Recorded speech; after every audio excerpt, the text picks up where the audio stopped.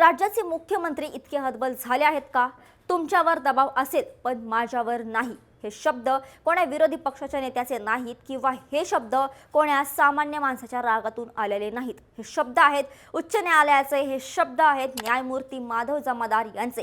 हे शब्द त्यांनी कोणाला उद्देशून म्हटले आहेत तर खुद्द महाराष्ट्र सरकारला. आणि हे शब्द त्यांनी कोणाला उद्देशून म्हटले आहेत तर खुद्द महाराष्ट्र सरकारला. तुम्ही विचार करा, जेव्हा एका राज्याच्या हायकोर्टाला भर कोर्टात हे विचारावं लागतं की राज्यात कायदा आणि सुव्यवस्था शिल्लक आहे की नाही, तेव्हा परिस्थिती किती गंभीर असू शकते.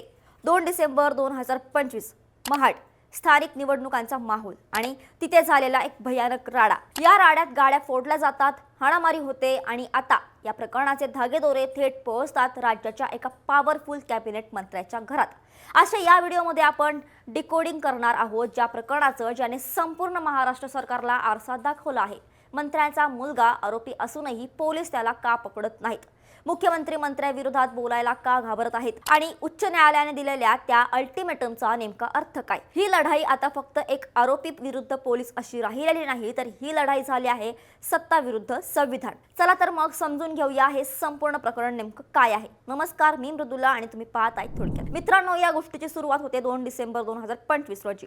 महाड नगरपालिकेच्या निवडणुकीची रणधुमाळी सुरू होती. लोकशाहीचा उत्सव साजरा करण्यासाठी नागरिक मतदानासाठी बाहेर पडले होते. पण मतदान केंद्राबाहेर जे दृश्य होतं ते लोकशाहीला काळीमा फासणार होतं. शिवसेना आणि राष्ट्रवादी काँग्रेसच्या कार्यकर्त्यांमध्ये जोरदार बाचाबाची झाली आणि बघता बघता या बाचाबाचीचं रूपांतर एका मोठ्या राड्यात झालं. लाठ्या काठ्या निघाल्या, गाड्यांची तोडफोड करण्यात आली. ज्या मतदारांनी शांततेत मतदान करायचं होतं त्यांच्या मनात भीतीचं वातावरण निर्माण झालं. आता इथे ट्विस्ट असा आहे की या राड्यात कोणाचं नाव समोर आलं. या राड्यात मुख्य आरोपी म्हणून नाव समोर आलं ते विकास गोगावले यांचं.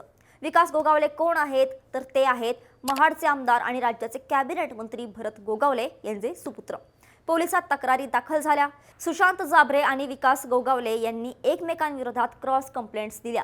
पोलिसांनी गुन्हा क्रमांक नोंदवला. एकूण 10 ते 12 जणांवर गुन्हे दाखल झाले. 5 जणांना अटकही झाली.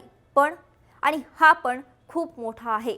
ज्यांच्यावर गंभीर आरोप आहेत ते विकास गोगावले आणि महेश गोगावले मात्र पोलिसांच्या हाती लागले नाहीत, किंवा असं म्हणूया की ते पोलिसांना सापडले नाहीत. आता जरा प्रॅक्टिकली विचार करा, जर तुमच्या आमच्यासारख्या सामान्य माणसाने रस्त्यावर उतरून गाड्या फोडल्या असत्या, मारामारी केली असती, तर पोलीस आपल्याला शोधायला किती वेळ लावतात? 24 तास, 48 तास. पोलीस आपल्या घरी येतात, ऑफिसमध्ये येतात, मोबाईल ट्रॅक करतात आणि आपल्याला उचलून नेतात. पण इथे काय घडत होतं? विकास गोगावले हे आरोपी आहेत, त्यांच्यावर गुन्हा दाखल आहे, पण तरीही ते मोकाट फिरत होते. ते अटकपूर्व जामिनासाठी हायकोर्टात अर्ज करत होते, वकिलांशी चर्चा करत होते. म्हणजे ते नक्कीच कोणाच्या तरी संपर्कात होते. उच्च न्यायालयाने नेमका हाच मुद्दा पकडला. न्यायालयाने पोलिसांना आणि सरकारी वकिलांना जे प्रश्न विचारले ते अगदी आरपार जाणारे होते. न्यायमूर्तींनी विचारलं, मंत्र्यांची मुलं गुन्हा करून मोकाट कशी फिरू शकतात? ते मंत्र्यांच्या संपर्कात नक्कीच असणार, मग मंत्र्यांच्या संपर्कात असूनही ते पोलिसांना का सापडत नाहीत? हे लॉजिक अगदी साधं आहे. जर मुलगा वडिलांच्या संपर्कात आहे आणि वडील राज्याचे मंत्री आहेत, ज्यांच्या भोवती पोलिसांचा गराडा असतो, तिथे पोलिसांना आरोपी सापडत नाही, ही गोष्ट पचनी पडणं कठीण आहे. आणि हेच न्यायालयाला खटकलं. इथे स्पष्ट दिसतंय की पोलीस आपले काम करण्यास असमर्थ ठरत आहेत किंवा त्यांना काम करू दिलं जात नाहीये. आणि यालाच आपण VIP कल्चर म्हणतो. कायदा सर्वांसाठी समान आहे असं आपण म्हणतो, पण वास्तवात काही लोकांसाठी कायदा थोडा वेगळा वागतो का? मित्रांनो, आता आपण वळूया या प्रकरणाच्या सर्वात महत्त्वाच्या भागाकडे, तो म्हणजे हायकोर्टाचा ऑर्डर.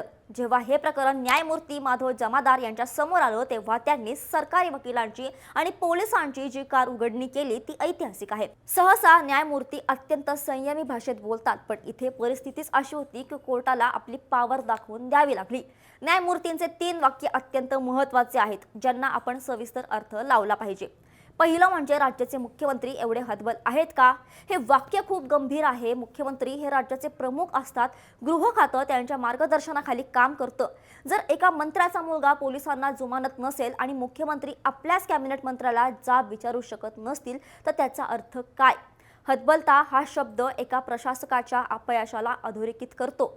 कोर्टाने अप्रत्यक्षपणे हे सुचवलंय की राजकीय तडजोडींमुळे प्रशासनाचा कणा मोडला आहे का? दुसरं म्हणजे तो मंत्र्यांविरोधात काहीच बोलत नाहीये. राजधर्माचं पालन करताना जेव्हा आपल्या सहकार्याची चूक असते तेव्हा नेत्याने कठोर भूमिका घ्यावी लागते. पण इथे सायलेन्स आहे.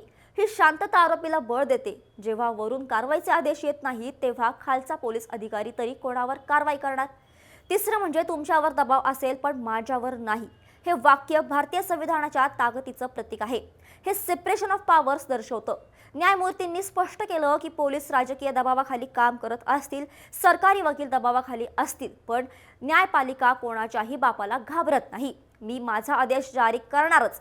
न्यायालयाने फक्त ताशेरे ओढले नाही तर अल्टिमेटम दिला. सायंकाळी 5 वाजेपर्यंत सांगा की आरोपी शरण येणार आहे की नाही, अन्यथा आम्ही आदेश जारी करू. हा आदेश काय असू शकतो? जर आरोपी शरण आला नाही तर न्यायालय थेट पोलिसांवर कारवाईचे आदेश देऊ शकते, तपास अधिकारी बदलू शकते किंवा या प्रकरणाची चौकशी एखाद्या स्वतंत्र यंत्रणेकडे सोपवू शकते. आणि जर असं झालं तर ती राज्य सरकारसाठी आणि पोलिसांसाठी खूप मोठी नामुष्की असेल. न्यायालयाने महाधिवक्त्यांना थेट सूचना देणं हे प्रकरण किती उच्च स्तरावर हाताळलं जाते हे दर्शवतं. इथे प्रश्न फक्त विकास गोगावले यांच्या अटकेचा नाहीये. प्रश्न हा आहे की राज्यात कायदा आणि सुव्यवस्था आहे की नाही. हा प्रश्न जेव्हा कोर्ट विचारतो तेव्हा त्याचा अर्थ असा होतो की नागरिक म्हणून आपली सुरक्षा धोक्यात आहे. जर एका मंत्र्याच्या मुलाला अटक करण्यासाठी हायकोर्टाला हस्तक्षेप करावा लागत असेल तर सामान्य माणसाला न्याय मिळण्यासाठी किती झगडावं लागेल. मित्रांनो, हे प्रकरण आपल्याला एका मोठ्या समस्येकडे घेऊन जातं. पहिलं म्हणजे कायद्यापुढील समानता. भारतीय संविधानाचे कलम 14 म्हणते की कायद्यासमोर सर्व समान आहे. मग तो गरीब असो वा श्रीमंत, मंत्री असो वा संत्री. पण जेव्हा राजकीय व्यक्तींचा संबंध येतो तेव्हा पोलिसिंगची पद्धत बदलते.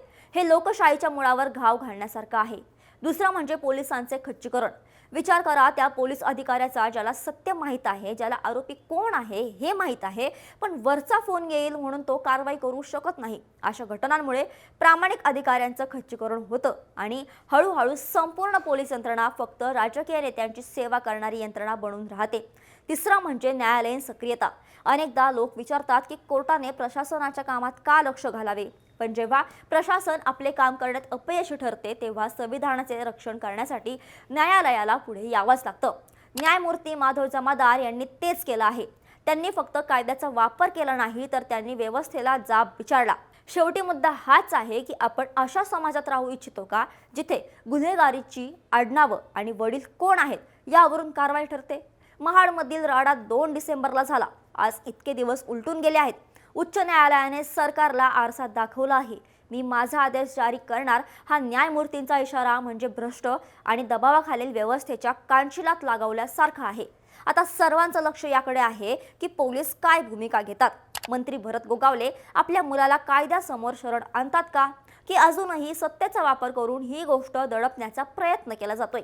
एक गोष्ट मात्र नक्की, जोपर्यंत आपल्या देशात न्यायमूर्ती माधव जमादार यांच्यासारखे न्यायाधीश आहेत तोपर्यंत माझ्यावर दबाव नाही हे वाक्य जिवंत राहील आणि सामान्य माणसाचा न्यायावरचा विश्वास टिकून राहील. तुम्हाला वाटतं का की राज्याचे मुख्यमंत्री खरंच हतबल झाले आहेत की ही सोयीस्कर राजकीय खेळी आहे?